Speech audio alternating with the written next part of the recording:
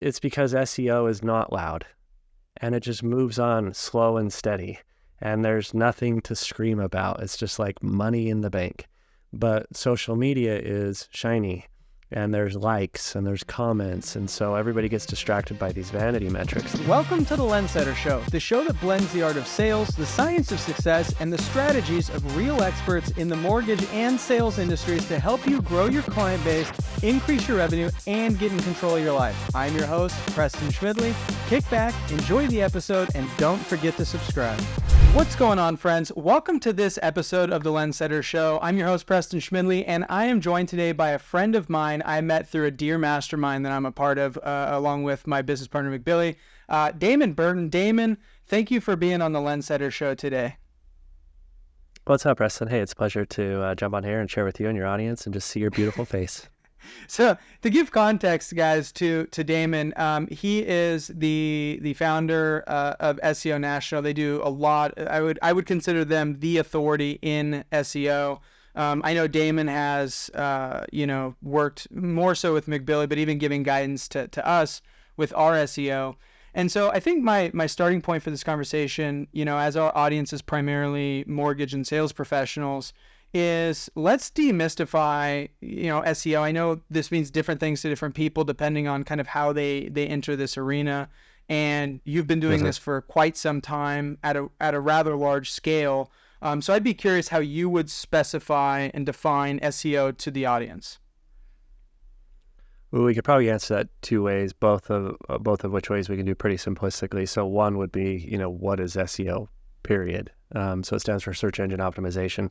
The goal is to show up higher on search engines without paying for ads while still focusing on words you can monetize. So that's how I would define it. Now, what goes into it is probably the other half that people interpreted that question is you could also answer simplistically is it's basically three things. And then, there's a lot deeper things within those, but the three things are effectively how good or bad is your site built? So does it load quickly? Is it mobile friendly? Two is content. Do you clearly communicate your value propositions and why you're an authority in whichever industry you're in? And then three is external credibility. So do other websites talk about your brand or link to your website? Now, most of your visibility is going to come from the latter two, the content credibility, but that will only work if you have a solid built website. So from there, we could go a million different directions, but that's how I tend to generalize and simplify. You said something there that I think is an important question to ask. How do you define a solid built website? So it's going to be the kind of those technical things of does it load quickly, right? So my rule of thumb is I aim for 3 seconds or less. Now, that's not what do I see within 3 seconds, because a lot of people will misinterpret. So here, we'll give out the free first tool you can use. So there's a really cool website called GT Metrics, metrix.com. If you go there, you type in your website, and what it'll do is it'll tell you how quickly your website loads and what is slowing it down. You'll see two things on there. At the top, you'll see what says LCP. That basically means what do I see before I scroll? Because you can go to a website, type it in, and you'll see something nearly instantaneously. But what you often overlook is everything below the fold, like where you have to scroll and further down the site. And so we want everything to load in 3 seconds or less, not just the little top frame. So a lot of people misunderstand that. Now, the reason why that's really important is basically you can just look at SEO and go, well, it's whoever makes Google look good. So what I mean by that is, Preston, I'm willing to bet that you do not like a slow loading website, right? And I'm willing to bet that everybody listening will exit and abandon a website if it takes too long. So Google basically says, let's pretend I am an actual human and a user, and what things do I enjoy and what things do I dislike? So a slow loading website will negatively affect your visibility on search engines. So that's one thing, is the speed. And then there's the user experience. So is it mobile friendly? Does it load in an intuitive way, whether it's on your computer versus a desktop versus a tablet versus a phone? And way back, as far as 2016, Google started prioritizing mobile-friendly devices mobile-friendly websites as a priority. Now, they started working on that before that, but in 2016 was when it was very definitive, and they came out and said, you can actually show up in different ways on our search engine depending on how good your mobile version of your site is versus your desktop version. So really, it's just the user experience. Is it easy to navigate? Does it load quickly? Can you see things without, this messy side scrolling and too big or too small text? In your experience, you had brought something up there that just made me think of a question I hadn't thought of before. In your experience doing SEO, have you seen it beneficial or just, I guess, deployed where somebody will thematically have a different mobile website versus desktop, like the actual visual is different? It exists, but not often, and you don't want it to.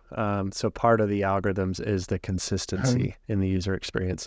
So exactly that. If I were to visit your website on my laptop versus my phone, is it dramatically different? Because depending on, like, let's say, I love website ABC and I go there all the time and I'm usually on my phone. And then, I'm traveling, and so I'm checking it out on the plane on my laptop, and I go, holy crap, what is this? This is completely different. And so the engagement is different. Google will pay attention to how long you spend on a page, how many pages you click on, how you navigate around, which pages you exit on. So it'll pay attention to the consistency across that theming. That makes a lot of sense. Okay. You had mentioned a great tool before. I'd like to get a little bit more specific because I think where you're going to have the most impact and the most meaningful dialogue is with broker owners, larger broker owners, with, I'm friends with some wholesale lenders that I could imagine would find your knowledge really valuable, and just banks in general. Aside from just page speed, because that's obviously important, I see a lot of these financial, we'll call them financial institution websites. I guess that's what they are. And they just seem bogged down with details and inundated with information. How would you approach somebody like that if, imagining they're a client? Are you for that? Do you simplify? Kind of how is your approach to taking websites that already have just, and I mean a ton of information, like it almost feels like it's like overflowing, Yeah, I see, it's a great question because I see the same problem across financial institutions as I see across realty and MLS listing websites, as I see across car dealerships. Like when you get into these types of ecosystems, business verticals, everybody just kind of uses what the other guy uses. And so you end up seeing these bloated, excessive websites with generally outdated code, poor user experiences. I mean, I think the majority of us, despite being in this industry, will probably agree that, a lot of us hate our own websites in this industry. And the trick is because there's a balance of features that need to be accommodated and supported. And so people just kind of tend to default to go, what gets the job done? And then they don't really look beyond that. And I don't know if it's because it's just kind of the industry moves a little bit slower or is less innovative. But there's a huge opportunity for the mortgage lender, the financial institution that comes in and goes, okay, how do I marry these two worlds?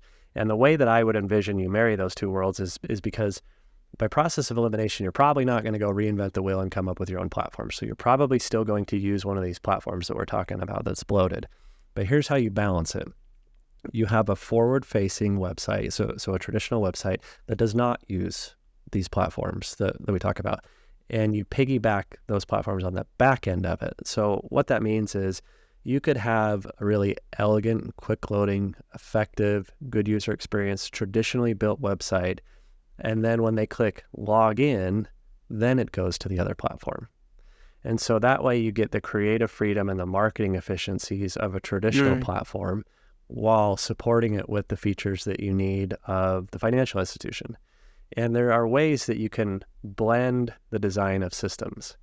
And so you could, depending on the limitations and the flexibility of whatever the financial institution's platform is, you can probably reverse engineer, even with limitations, a design that looks seamless enough to match the pretty forward-facing website. Right.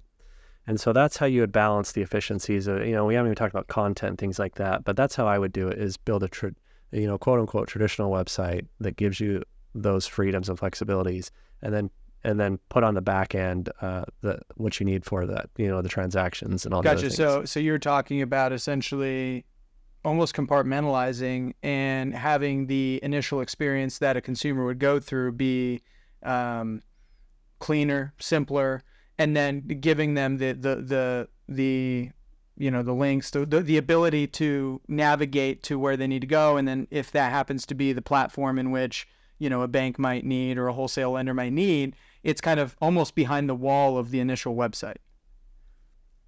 Basically, okay. Yeah. That's interesting. That's a good strategy. When you're taking on new clients, let's kind of pivot a little bit. What are some of kind of the SEO sins that you see a lot of people doing that you wish more people were aware of? So one that's fresh on my mind is getting distracted by shiny objects. We don't get this often. We talked briefly before we hit record that I'm fortunately in a position of doing this for so long that usually by the time somebody engages me, they kind of understand what they're walking into. But every once in a while, we get a client that is excited. They're a little novice to marketing, but they found success in other ways. And so they come in hot, right? They're like, I want to do everything. I want to do it all. I want to do some of that. I want to do some of that. And so we end up fighting for attention for conflicting strategies. So with this example, the client had been with us for just a couple months, and within just a few months, our SEO had outpaced all their other forms of marketing. So paid ads was historically their bread and butter, and then they also had email and social media. Not only did we outpace all three of those, SEO generated more than all three combined in, I think, like 6 months. Wow. And so we came in and clearly proved the return on investment. You can see it in Google Analytics and all the data, where the traffic's coming from and which source it is. Yet, I call them bro marketers, right? And so it's like the dudes that are super hypey and super flashy, and it's like, try everything all the time, be louder, and it's, I think, like, it's just come with the omnipresence of social media. Like, social media has made people less familiar with delayed gratification and more obsessed with instant gratification. And it's just fascinating to me that people will come in and go, well, I will spend a $1 on social media to get back $1.01. For sure. Or I could spend $1 on SEO and get back 257. But it's because SEO is not loud, and it just moves on slow and steady, and there's nothing to scream about. It's just like money in the bank.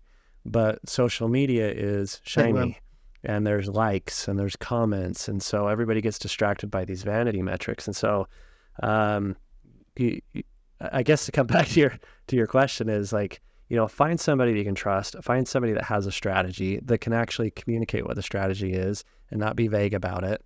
And then hire a professional, and not just in SEO and all things, hire a professional that you trust, and then get out of the way. Yeah, I think that's good. We've seen doing what we do primarily on the lead generation side, and then we also do, we create brand assets, like organic marketing type things for our clients. And we see people that have talked about SEO. Some have, good experiences. Most, I would say, have bad experiences. And I want to caution the people that are listening from mishearing that. They have a perceived bad experience, but I also think there's, and you could probably speak to this more than I could, but it seems to me that there's a high potential for bad expectations more than anything. And so, in your experience, what do you feel is a healthy kind of time to notice improvement? I feel like with us, it took, 6 months sounds to be the beginning point for us until there was noticeable lift. And it actually, we had 2 or 3 kind of like cliffs where it went up and up. But I'd be curious about, from your perspective, when somebody engages with an SEO firm, what's realistically, how long should they just be patient and go, I'm going to let it do its thing? There's a lot of truth to the generalized answer of a year. The problem with most other SEOs and why there's a bad reputation for a lot of people is because they don't communicate why a year. And there are a lot of bad apples in SEO as in any industry. But the difference why it probably stings a little more in SEO is because good SEO isn't cheap. And so the bad guys take advantage of that. Good SEO isn't fast. And so the bad guys take advantage of that. So what happens is people have this expectation that they go, oh, it takes a year, but they don't know why. And because they don't know why, the bad guys can come in and then they can invoice the client for a year before the client starts to go, hey, wait a second, are we getting anywhere? And then by then they've already made enough money that they don't care. So what you want to look for is you want to look for an agency that communicates transparently. They should be able to give you, I mean, you don't have to know all the details unless you really want to, but they should be able to give you specific expectations of how long is it going to take before they understand who your audience is and digging into the avatar that they're going to build, and how long it's going to take to start to produce content, and what type of content, and what are you going to talk about, and why are you going to talk about those things. Now, the best way to answer timelines is it's really important for you to understand progress versus monetization. You're probably not going to monetize things for a year. You will see progress in just a couple months. Now, the difference between the two is nobody goes past page 1 of Google, right? We search a thing, we find the first couple results, we click on it, we're done. So nobody's scrolling far enough to see the results that are back pages 2, 3, 4, 5, 6, 7. And that's where the progress is, because when you start a campaign, what your SEO company should do is they should dig into your market, they should dig into your competition, and they should dig into the buyer persona that you want to attract. And then they should go, okay, cool, here's the money for Preston. Here's where we know those people live. Here's the types of things that they search. So here's the types of content we're going to create to attract those very specific people. Now, once you figure out what those targets are, then they should run what I call a pre-SEO report. And what that is it goes, okay, your website, here's all the words we're going to target.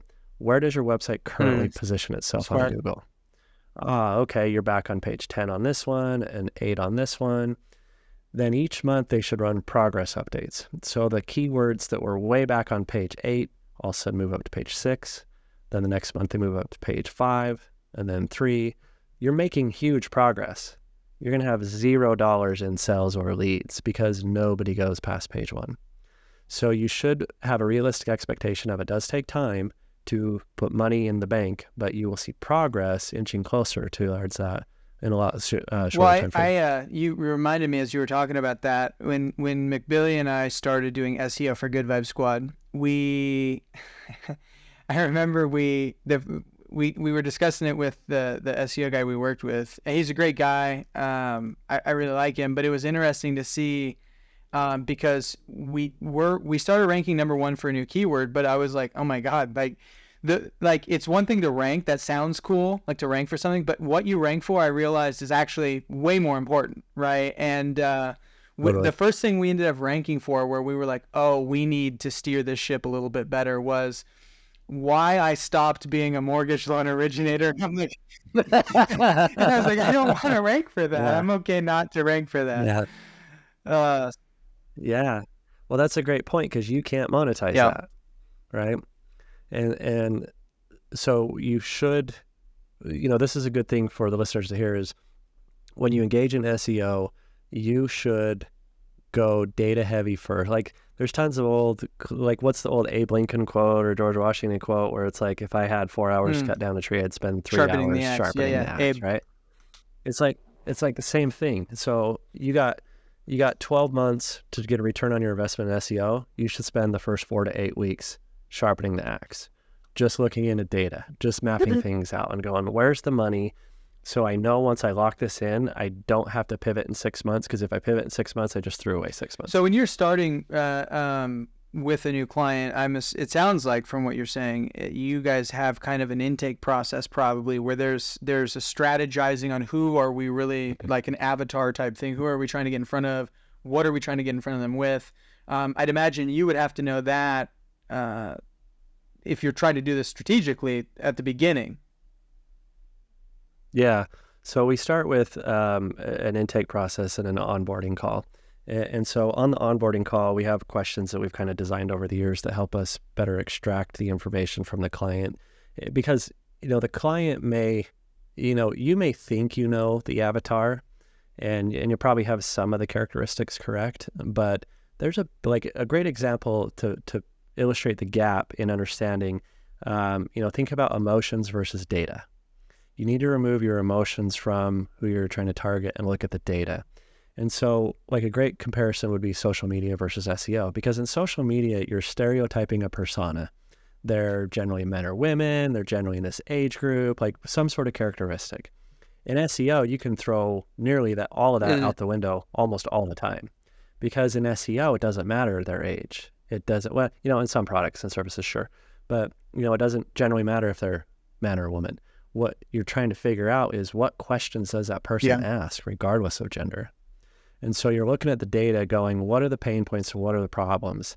And then to your point, when you look through this data, you may have some that come up and, because where you rank for, why I stopped being a mortgage lender was part of that phrase. So it makes sense why that came up. But then you need to screen that data and scrub it and go, which of these targets implies buyer intent?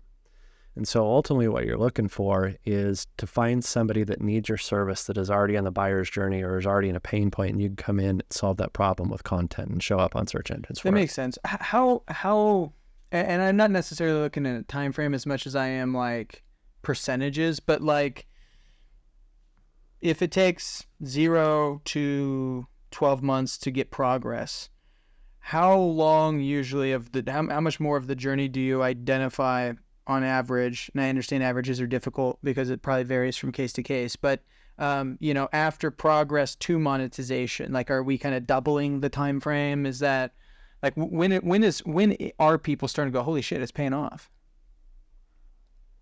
So it's generally around 12 months. And you're right, it'll vary. So I can walk you through averages, right? So what will influence the return on investment is how good or bad is the site as it stands before we walk in. Is there something for us to work with? Is there nothing? Is it a new client or is it a new website? So now we need 2 months to build something to even start from. Is it Frankenstein? Is it better that we tear it down? Can we salvage it? And so those things will influence it from the structural position, because we can't start adding content, doing all these other things until we have the foundation built. Then it's also going to matter what the market is and who the competition is. So there's going to be different search volume caps from industry to industry. There's more or less demand in varying industries. And then it also varies on who's in the way. So like a really simple example would be like a retail client. So let's say you sell a magical widget, right? That's a lot less search volume than real estate. And so there's less people in the way. But let's say even though the magical widget has less competition, let's say Walmart and Amazon sell it. Those are big people you're fighting against. So it doesn't depend just on the quantity, but also the quality of the marketplace you're fighting against. So those are the variables. Now, depending on how those cards fall, then usually what I see is you're 4 to 6 weeks in before we go, okay, we know where Preston's money is, we know who the avatar is, we know what the content play is. Then you start producing content. So it's just this giant content machine. In the ongoing fulfillment of SEO, it's generally some sort of content. So you start producing the content, then it's just the logistics behind how much time does it take to research, create, publish, and distribute content. And your rewards are going to come from the accrual of that content. So it's not just one piece of content, it's 1 turns into 2, 2 to 4, 4 to 8. So there's that timeline. What I usually see is within 3 to 6 months, we can go, look, you got a chunk of targets on the radar. Now you're moving forward. Now we can start to monitor that progress. Somewhere between 9 to 12 months is when you start to get some of them on page 1 and you can start to monetize them. So one of the first things I say is, like, if you're going to consider SEO, one of the most important things is to have realistic expectations.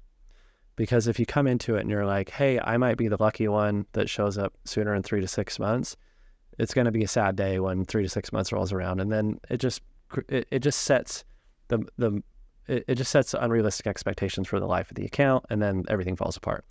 So you really don't want to consider SEO unless you have the patience and the cash flow to invest in it for that long. Now, that being said, I will often see a keyword breakout. I would say probably 50% of the time, let's say for easy numbers, you're targeting 20 phrases that you think you can monetize. I'd say 50% of the time I see 1 or 2 or 3 just have a home run. And within the first 3 months, they're on page 1. What would be the differentiator that would lead to that kind of, so much of a faster success? A historical business or entity with some sort of baseline of content. A lot of time where we see the fastest home runs is if the brand's been around for a while, they got a decent amount of content that they've genuinely put an effort in and didn't take the shortcut. But like we said at the beginning, your visibility will mostly come from content credibility, but it will only be as effective as the website is solid. So a lot of times we can come in and go, look, they got like one of our brand new clients is a perfect example. They have, I think it was 1,400 pages of content over 10 years. But the structure is a nightmare. And so we can come in and more than likely they'll have a return on their investment within 60 days because they have so much for us to work with. And we come in, we fix the page speed, we fix the user experience, we fix the mobile friendliness, update a couple technical things that I'm not going to bore everybody with, and instantaneously just amplifies those 1,400 pages. That's interesting. I had a question earlier that I wanted to ask. Have you read the book, They Ask You Answer by Marcus Sheridan? Yeah. Essentially, we went through this.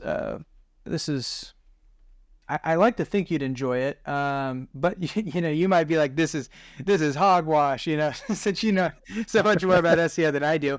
But it was an interesting. It wasn't so much SEO as much as it was like content. I mean, I'm sure to an extent there's an SEO component to it, but the gist of They Ask You Answer is to have a website that is so essentially informative, right? It's kind of the antithesis to where most people are like, don't put pricing on your website. It's like there's at least in the agency world, right? And it was more of this. No. You should have so much good information to answer all the questions that they have and make it as easy for them to get that information as possible. And it was, I guess for me, it was kind of a different way at looking at content because, coming from the direct response side of things, there's there's the creative that gets to the headline, that gets to the copy, which gets to the page, and there's like this marathon of sprints, if you will, and so you're not always providing the desired information on the front end, right? You try to get them into a funnel, and so it was a different. I guess for me, it was a different approach to thinking about content, thinking about how getting in the mind of a consumer and giving them what they want. And so I don't know, I felt like you might enjoy that book, because it feels like it complements a lot of what you're talking about right now. I totally agree. Yeah. So, I can give a reply from the SEO side and then also social media side. So let's talk about what is the biggest search engine there is, right? Google. What is it? Why is it so effective? Because it just gives you the answer. Okay, what is the biggest video YouTube platform in the world? YouTube. Why? YouTube. Because it just gives you the answer. What is the biggest knowledge-based website in the world? Yeah. Wikipedia. It just gives you the answer. So from an SEO perspective, the sites that position themselves well, like we talked earlier, are the ones that make Google look good. And Google wants to give people the answers. Now, from a social media perspective, it's how I built my agency. So I built it into a multimillion-dollar agency, and I've never spent $1 on ads because I give away everything. If you go follow me on social media and you ask me an SEO question, I will tell you the answer.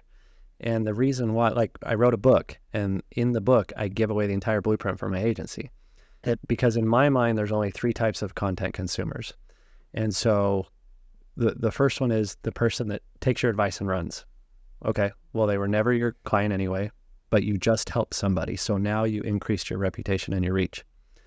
The second type of content consumer is the person that may not need your services now, but they do later, or they know somebody that will later. Okay, great. Well, now you just increased your lead pipeline. And the third type of content consumer is the person that did your thing. So I see no reason not to give away everything for free. That was a lesson I actually learned when I wrote a book as well. I thought that, coming from the marketing angle, I'm like, okay, so this will get us more leads and we'll get, more interest. And that's a component of it. So I'm not trying to act like it doesn't happen. But what I realized was, you had kind of expanded on it to 3 buckets, but I noticed that there were 2 main categories. There were people that couldn't afford to work with me, and that was the actual value I was able to give to them so that they could do something, and I felt like there was a reputational enhancement that happened, even though I didn't make the transaction there there's referrals, there's, just you get the reviews, there's just good vibes about that. And then the other thing was, I noticed that a lot of the people who were my ideal client and they wanted to hire me, they got the book and they would scan through it to make sure the pages were full. And then they're like, okay, cool. He must actually know what he's talking about. Yeah. And it was an interesting, to me, that was kind of an interesting learning curve, just to start to go, okay, well, I'm actually okay to help the people for free or for the cost of a book, because whatever. I mean, it's impact, right? It's like, that was the goal all along. It's like, yeah, I want to get paid, but you end up, that's kind of I learned that's a lag metric. You're going to get paid. Like, you got to do the thing first, And so that was interesting. It's like the delayed gratification we talked about, right? So there are ways to make money faster, but are they sustainable? So if you're willing to have the patience to build up that reputation, I'm a living testament that I don't have to fight for leads whatsoever. And because I put it out there and I give away all the answers, people trust me. They build a relationship with you. Subconsciously, they go, Preston knows what he's talking about. So that by the time they reach out to Preston, it's not, it breaks down all the sales walls. It's no longer, how does this work? And this question, that question, and do I got to give you my firstborn? And, can I call you at midnight? It's just like, how does this, how do we proceed? The end. No, that's a great position to be. That actually leads me to a question I was thinking earlier. How did you end up landing the Utah Jazz as a client? By giving away everything for free. So I ended up getting 3 clients in 1 week from this exchange. So what had happened was there was somebody on LinkedIn. I can't remember if I made a post or somebody tagged me or what, but there was some sort of engagement on LinkedIn. And so I'm in Utah. The majority of my clients are not in Utah. This guy happened to be. And he happened to be like 20 minutes from where I'm at. And I don't remember what the question was, but he had a question. I looked at their website. I solved their problem, gave him the answer. And I don't ask for anything in return, right? It's just like, if you're either in or you're out, right? And I'm not going to fight you for it. So here's the answer. And if I hear from you, great, but I'm not going to chase you. And so the guy ended up following up and going, okay, cool. What would it look like to work with you? Oh, by the way, we're 20 minutes away. So I said, cool, I'll pull some information, audited their website, all the stuff we talked about. How quickly does it load? Is it mobile friendly? What's your content strategy? Do you have external credibility? And I brought him to the meeting and I went, here's what you're looking at. Here's the pros of your website. Here's the cons. Here's how it looks like to work with me. The end. Didn't chase him, nothing. So what ended up happening was, and I get this all the time, that he followed up a couple days later and he says, what was so cool about you coming in and breaking things down? As he goes, not only did you tell us why we should work with you, you told us why we should not work with you. And you told me all the things that suck about SEO and that it takes time and not to waste our time, not to waste your time. And so because of that transparency, he says, we're in, and I introduced you to my neighbor. And so his neighbor reaches out and he goes, hey, I'm moving to Vegas. I'm helping this law firm. Can you tell us what it's like to look at this law firm? Did the same thing, broke it down. Here's your ups and downs of your website. Here's what it's like to work with you. Cool. That was amazing. By the way, the reason why I'm moving to Vegas to work with these guys is because I'm exiting the Utah Jazz. My last position is to fill the marketing roles. Can you do the same thing for the Utah Jazz? Sick. So from one LinkedIn engagement, I did the same thing and got 3 clients. That's legit, man. And how long have you been working with him up to this point? So the Utah Jazz we don't work with anymore. That dynamic is interesting as far as how, what's interesting about professional sports teams is they call it a franchise for a reason. And what's fascinating, because usually one of the next questions I get about working with professional sports teams is, doesn't the Jazz already own the rights to their products, and like, who are they fighting against? They're fighting against every other sports team there is. So these franchises, so the retail division is the Utah Jazz team store, and there used to be the sports fans might remember there used to be a store called Fans, F-A-N-Z-Z, and that was one of the main retail outlets. But like the NBA owns the team rights, not necessarily the Jazz. And that's why it's a franchise. It's just like franchise, just like McDonald's is a franchise. And so these other teams and these other outlets that the NBA grants licensing rights to can also sell anything. So these individual sports teams are fighting against other sports teams and other retail outlets for their own sports team. I mean, that's kind of cannibalistic. Have you noticed significant, like, is there a big difference in how you would help an entity like that compared to your average service-based business? There's a little, the general fulfillment model is largely the same. It just depends on how aggressive you need to be. So do you need more of the content? Do you need more of the credibility? There are some variations in between. The majority of them are technical, so I don't want to bore the audience, but there are some little things in how you modify the site differently. In the lending world, you talked about, questions and FAQs and things like that. There are technical ways that you can tell search. So when a search engine comes to a website, it hits the homepage, scans the content, and goes, okay, are there links? And they go, oh, here's links in the menu. Hit that link, repeat, scan the content, find more links, repeat. As it scans the content, it makes a lot of educated guesses and assumptions.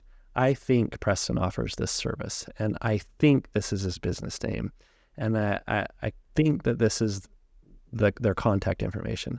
But there's technical ways that you can present that information, and you say, no, Google, I am telling you definitively, this is my name, this is my service. So there are different ways you can amplify the content depending on what content is available to work with. It's interesting. Okay. Well, I want to change gears here for a minute. So you and I met in Russell Brunson's Inner Circle, right? And which has been a phenomenal experience. I wanted to ask what prompted you to initially join a community like that? Oh, dude, you haven't heard the story? Oh, man. So, I don't know if you can see it in my frame, the Inner Circle book. You can't see. My journey was why that book was written. And so what happened was, there's a friend of mine, Josh Forty. Josh, if you're not familiar with the world that Preston's talking about, it's a marketing world. There's a big annual event that's actually coming up a week from within us recording this, and it's called Funnel Hacking Live. And Josh Forty is, I jokingly refer to him as a mini celebrity in the world of Russell Brunson and ClickFunnels.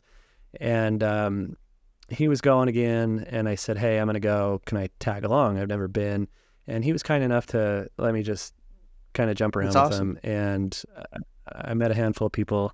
And the reason why I went is because I've never been in a rush to grow my business at the expense of my sanity. And over the years, I call it dating the phases. And so it's like in the beginning, when you're first an entrepreneur, you go, this was my evolution. In the beginning, it was, hey, it's cool just to be self-employed. And so I would date that phase where it's like, what can I learn from this? What do I like? What do I not like? And then when you date in like the real world, you take from the relationship and go, okay, how do I apply it in the next relationship so the next relationship is better? And so I basically did that to my evolution of my agency. And it was like, okay, what do I like about being a solopreneur? What do I not like? And then as I grow, okay, now I got team members. What can I learn from this? And I never accelerated the growth to burn it down. And over those years, as I mentioned earlier, I've never done any advertising. And so I got to a point where it's like, okay, there's nothing really in the way anymore. I don't have any insecurities about growing at a rapid scale. So let's accelerate that learning curve and come back around to something like Funnel Hacking Live. So let's go to a place where people are already doing the things that I'm trying to dip my toes in. So I'm walking around with Josh, and then I went everywhere he could go except past this invisible early access line. And early access, all it does is it allows you to get in 10 minutes earlier and pick a seat sooner and maybe get a bagel. Yeah. Like that's it, right? And I was so pissed off that I'm like, but he's right there. I can see him. And so I went up to the person at the little sash and I said, hey, I don't want anything for free. Like, can I pay to get over there? And in my mind, I'm like, I will pay $1,000 $1,000 for a blue bracelet instead of a red one. And so they're like, oh, I think so. Go talk to customer service. And I go talk to customer service, and they're like, no, you can't go back there. Like, that's just for people that have won an award or in our coaching programs. Oh, okay. What's the coaching program? I don't know. I didn't expect anybody to ask. Hey, call Robbie. I don't know who Robbie was. And so the audience won't know who Robbie is either. He's the sales guy for this community. Super hypey, super loud, super likable. And I'm waiting and it's like almost 10 minutes goes by and I'm ready to walk. And then all of a sudden Robbie comes in and he taps me on it. He's like, what's up? And I tell him the story. I'm like, my friend's over there and I just want to go over there and I don't want anything for free. And he goes, yeah, you're not going over there. I was like, okay. And then he says, it's either for award winners, coaching members. So he says the same thing. And he says, are you interested in coaching? I said, honestly, no. And he goes, what about a mastermind? And I said, maybe. And he goes, all right, here's the deal. You got to make at least $1 million a year. It's $50,000, blah, blah, blah. So in my mind, I'm like, what the fuck just happened? I just went from $1,000 to $50,000. But my decision was surprisingly short. I would say less than 20 seconds. Because what I started thinking in my head was, well, this is why I'm here, right? Is to accelerate the learning curve. This is what I'm looking for, some sort of opportunity. So I chatted with him a little bit more. And Robbie being Robbie's like, I don't need your money now. Like, you don't have to do this, but we got a lunch. I'll save you a spot. We got this lunch in like 90 minutes if you want to go. And so I was like, I'm in, whatever, I'm in. So I committed, went to the lunch. so now when you see, like, Justin Benton affectionately refers to it as the $50,000 bracelet. That's so funny. And so I went back to my wife and kids I bring to these events. So I went back to the hotel room wearing a new hoodie that said Inner Circle. I'm like, babe, guess how much this hoodie cost? Yeah, Mick B and I always joke about that. Whenever we pull it out, we go, oh, there's the most expensive piece of clothing we have. Yeah, that's great, man. What do you feel are some of your main, like the biggest takeaways you've gotten from being a part of that community? With the Inner Circle. Two things probably come to mind. One is, you don't know what you don't know. I have been fortunate enough to not necessarily be insecure about like a lot of times we fight against like what our potential is, and you can call it imposter syndrome or whatever. I have my moments, but generally speaking, I wasn't reserved about that. But you get into a group like this and like, you just don't know what you don't know. And you see these people having like $1 million days and you're like, damn, like I need to change my goals here and they make it look so seamless. And so it's really changed my perspective on, how big I think. And then the other thing is I've implemented surprisingly little tactical stuff because of what I said earlier. I don't want to grow things at the expense of my sanity. So it's not that I don't have them road mapped out and in queue, but they've kind of been deferred for the main reason, which is probably the biggest takeaway I've had is just get out of my own way faster. And so I had been looking for a COO. I had coincidentally found him like a month before Funnel Hacking Live. And so bringing him on while also being exposed to this kind of stuff accelerated that, like getting out of my own way, which is then not lessen my time. It's just giving me the freedom to redirect it in ways that I more prefer to work in within the agency, which then supports me getting closer to then implementing the tactical stuff. You had made a post recently, I feel, within like the last month or so about it was like it was kind of a post of triumph, or that's how I would define it, where I think you were saying that your COO actually got you out of a certain part of your business and kind of freed up your time. Meetings. I told him I want out of meetings. That's huge. Uh-huh. That's legit, man. I'm happy for you. Yeah, thanks. So the part of my business I still enjoy is relationships and this, talking and engaging with other people. And so it was really hard because if you follow anything I post online, I'm a huge family person and I'm a huge loyalty person with my team. And I put my team's loyalty against anybody. I've been asked to be a godfather twice. I've been invited to weddings overseas, just like crazy stories. That's cool. And so it was really difficult, but I got 60 team members across 5 departments, and it just logistically became a strain to where, despite me enjoying it, it made it not fun. Feeling obligated to be at all the things. And so it was either one or the other. It was either all the things or none of the things. And so and that's the other great thing about my COO is that not only is he the protector of the agency, he's protector of Damon as an individual. Like, he's really stepped up to go, how do I protect Damon's time as a person? And it's just done nothing but support a win-win ecosystem. How long do you feel it's been? Because it sounds like you got your COO about a year ago.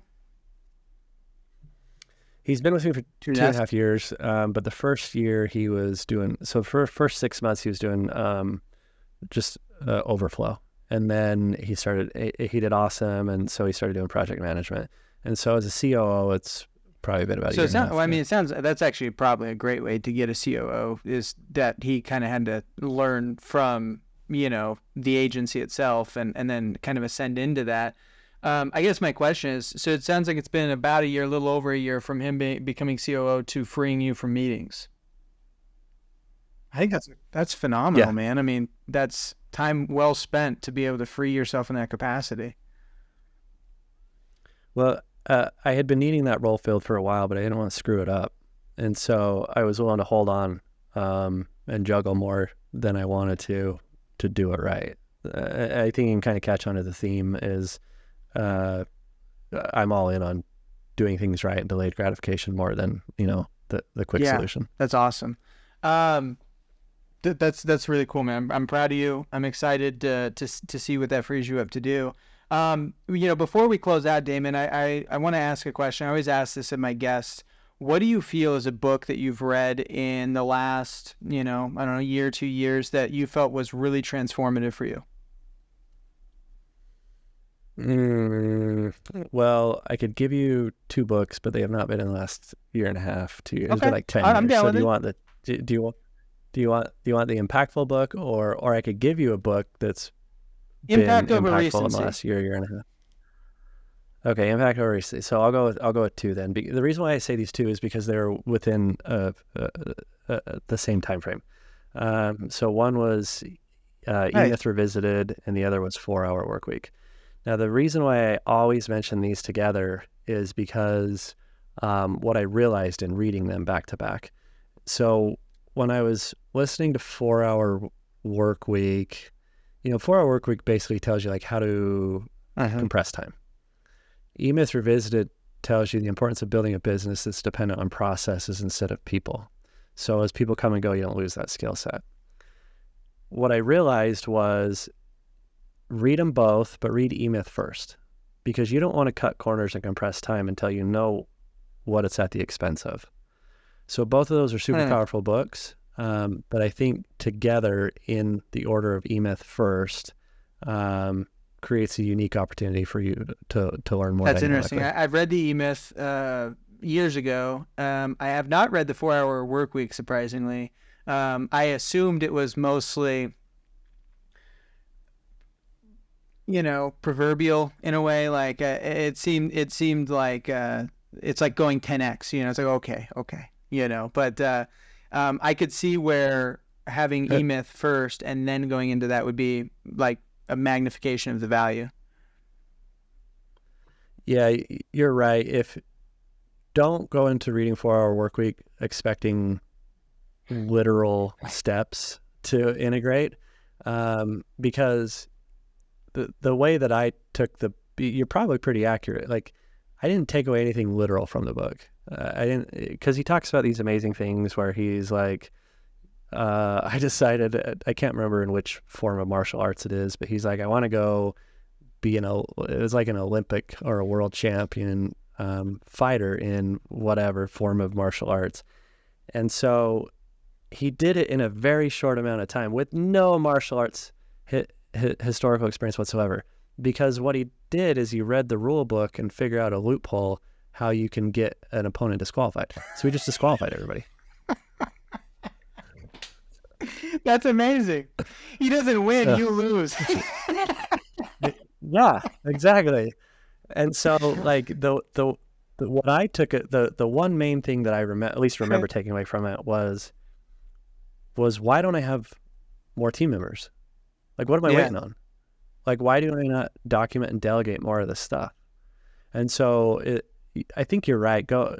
You can probably take away things more metaphorically from it. But it's the same thing we talked about inner circle, right? Like, you don't know what you don't know. And so like, I'm not going to go do the exact things that some of the people talk about that they do in their business, but it made me go, holy crap, I can interpret that my way and apply it to what I do. So it's the same thing that I took away from 4 Hour Workweek was, I'm not going to go learn martial arts for a world champion disqualification, but it made me realize, there are loopholes that you can leverage. Yeah. I did not know that about Tim Ferriss. What an oddly gangster thing to do. There's a bunch of them. The whole book is that. Now I'm intrigued. That actually makes me super intrigued to read it now. So that's awesome. Well, Damon, thank you so much for joining us on the Lendsetter show today. It's been, I've just personally enjoyed connecting with you again. It's been a minute. I think Mexico was last time. And, it's just good to connect with you. So, for those of, the broker owners, the wholesale lenders, the banks that follow me, that may want to talk to you, what is your preferred way for them to reach out? You can just contact us on SEOnational.com. You can fill out the form, or you can actually just message me on LinkedIn. Yeah, ask Facebook. him a question. He responds. So that's pretty cool. So, yeah, that's me. David, by the way, before we head out, I did want to say I didn't recognize it through like your posts and stuff on Facebook, but I like how your beard is the U on your last name. That's good. The logo. Yeah, and the hair is Must be A. nice. Must be nice to have an A. You can that's just use true. a hat That's for true. your Yeah. Awesome. Well, Damon, thanks again for joining us on the Lendsetter show. This has been really valuable, and I think that those that listen to this, and are wanting to increase traffic to their site, there's definitely some things they can take out of this. So I'm calling this one a win. Yeah, it's been a pleasure. Good seeing you. Appreciate the opportunity. Awesome, man. Have fun at Funnel Hacking Live.